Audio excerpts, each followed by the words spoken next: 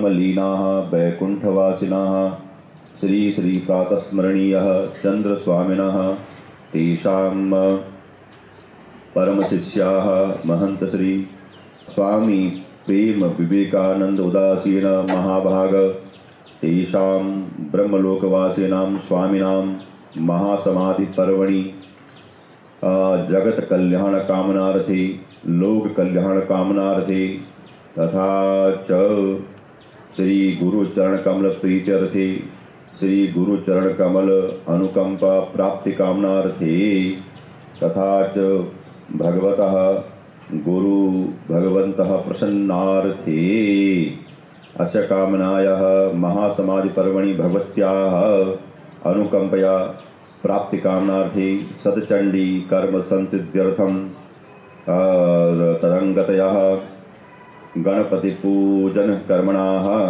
एवं सर्वतो भद्रमंडलस्थ देव पूजन कर्मणाः सर्वतो भद्रमंडलस्थ प्रधान कालहुण देवता पूजन कर्मणः तथा सर्वतो भद्रमंडल परितः ब्रह्मा विष्णु महेश इंद्र स्तंभ सवर्ण पूजन कर्मणः तथा च सनत कुमारादि पूजन कर्मणः श्री श्री चंद्रदेवस्य पूजन कर्मणः भगवतः सद्गुरुदेव पूजन कर्मणः एवं दुर्गा यंत्रस्थ देवता पूजन कर्मणः तथा च ओमकार श्री सहितः षोडश मातृकाः पूजन कर्मणः तथा च पंचांग वेदिका सतः कलशुण देवता पूजन कर्मणः एवं भगवत्याः महाकाली महालक्ष्मी महासरस्वती पराम्बा जगदम्बा प्रसन्नार्थे एवं भगवतः सांब सदा शिव प्रसन्नार्थे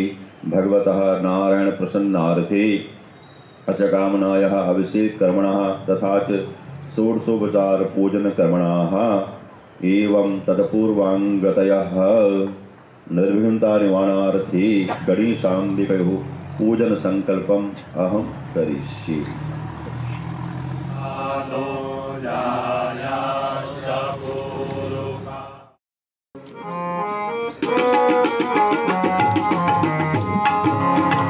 जय हनुमान ज्ञान गुण सागर जय कपीस तिहु लोक उजागर राम दूत अतुलित बल धामा अंजनी पुत्र पवन सुत नामा महावीर विक्रम बजरंगी कुमति निवार सुमति के संगी कंचन वरण विराज सुबेसा कानन कुंडल कुंचित केसा हाथ भद्र ध्वजा विराजे कांधे मोद जनेऊ सारे शंकर सुमन केसरी नंदन तेज प्रताप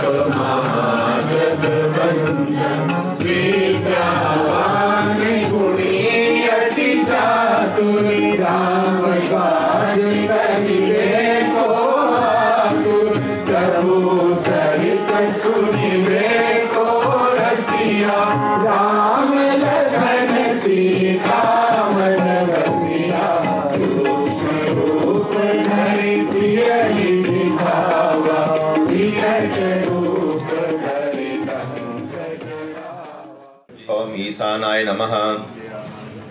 ओम भूर्वस्व इंद्राय नमः। ओम भूर्वस्व अग्नये नमः।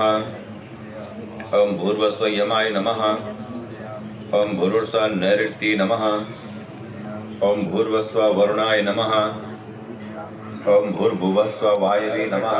जातमग्निं मा कवेगुं सम्राजमतिथिं जनाना मासन्ना पात्रंजरंत ओम खड्गनी सूर्णी घोरा गजनी चक्रनी तथा संघनी चापनी बाण भुषिंडी पर गायुधः हृदय नमः। सुलेन पाहिनो देवी पायि खड्गेन चाम्बिके घंटा स्वनेन पायि चाप्यजानी स्वनेन च वृषे स्वाहा प्राचां रक्ष प्रतीचां च चंडिके रक्ष दक्षिणे ब्राह्मणेनात्मशूलस्य उत्तरस्यां तथेश्वरी हस्तैश्चक्रगदाशिखेटविशिखाश्चापं गुणं तर्जनीं बिभ्राणावनलात्मकां शशिधरां दुर्गां त्रिनेत्रं भजे। शङ्कराय च मयस्कराय च नमः, शिवाय च शिवतराय च, भगवतः साम्ब सदाशिवाय नमः, भगवान् नारायणाय नमः, भगवती महालक्ष्मी महासरस्वती भगवते महाकाली त्रिगुणात्मका जगदम्बायै नमः। शान्तुमयं विष्णुरराटं विष्णोः तन्वत्रयस्थो विष्णोः शिवरसि विष्णुः द्रवोऽसि वैष्णवमस्य विष्णवे। भगवतः साम्ब सदाशिवाय नमः, भगवतः नारायणाय नमः, भगवत्याः महाकाली महालक्ष्मी महासरस्वती श्री त्रिगुणात्मका जगदम्बायै नमः। पराम्बा जगदम्बाय नमः। दधिस्नानं दधिक्राणो वागारिकं जिष्णो रससवाजिनः मुखाकरत्मण आयुगुं कृतारिकता दधिस्नानं समर्पयामि। बोले दुर्गे मैया की। ॐ त्र्यम्बकं यजामहि सुगन्धिं पुष्टिवर्धनं उर्वारुकमिव बन्धनान् मृत्योर्मुक्षीयमामृतात्। भगवान् साम्ब सदाशिवाय नमः। ॐ भगवान् महादेवाय नमः।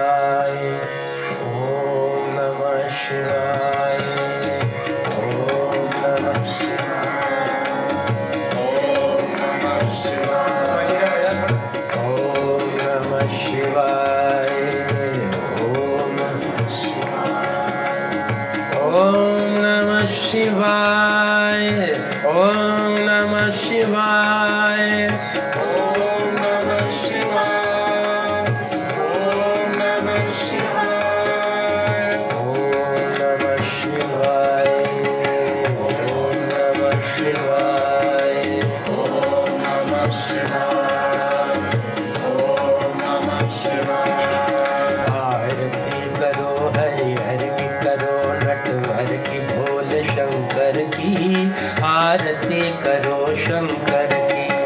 आरती करो हरि हरि की करो नटवर के बोले शंकर की। आरती करो शंकर की। आरती करो हरि हरि की करो नटवर की बोल शंकर की।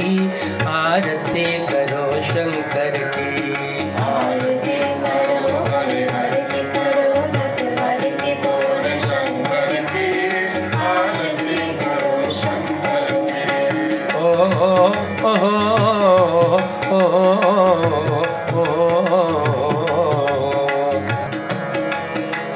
सिर पर शशि का मुकुट संवारे। सिर पर शशि का मुकुट सवारे। हारों की पायल झनकारे। पायल झनकारे। सिर पर शशि का मुकुट संवारे। हारों की पायल झनकारे। शशि का मुकुट सवारे। तारों की पायल झनकारे। धरती अंबर डोले तांडव। धरती अंबर डोले तांडव। धरती अंबर डोले तांडव। शिव हर लीला से नटवर की। आरती करो शंकर की। आरती करो हरि हरि की करो नटवर की बोल शंकर की। आरती करो शंकर की। बोलो आरती करो हरि हरि की करो नटवर की बोल शंकर की। आरती करो शंकर की। आरती करो हरि हरि की करो नटवर की बोल शंकर की। आरती करो शंकर की। शिवाय, ओम नमः शिवाय। ओम नमः शिवाय, ओम नमः शिवाय।